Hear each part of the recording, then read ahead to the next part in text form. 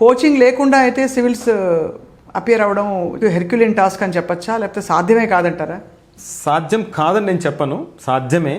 కానీ ఇందాక నేను చెప్పినట్టు యూపీఎస్సీకి కావాల్సిన లక్షణాలు ఏవైతే ఉంటాయో, ఆ ట్రేడ్స్ ఏవైతే ఉంటాయో, ఆ క్వాలిటీస్ ఏవైతే ఉంటాయో, ఆ ఆలోచించే విధానం ఏదైతే ఉంటుందో అది మీరు పసిగట్టి పట్టుకొని దాని ద్వారా మీరు మీ ప్రిపరేషన్ని కంప్లీట్ చేసుకోగలిగితే ఖచ్చితంగా సాధించవచ్చు.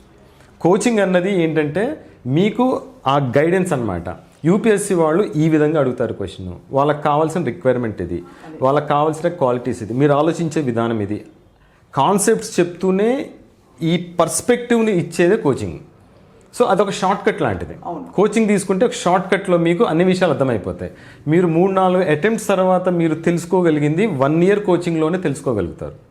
ఆ తర్వాత ఎఫర్ట్ మాత్రం మీదే, మీరు చేయాల్సిన ఎఫర్ట్ ఉంటుంది. ఆ ఎఫర్ట్ చేయకుండా కోచింగ్ వల్లనే నేను ఐఏఎస్ అవుతాను అనుకుంటే భ్రమ. కోచింగ్ మాత్రం అవసరం లేదు అనుకోవటం కూడా భ్రమే.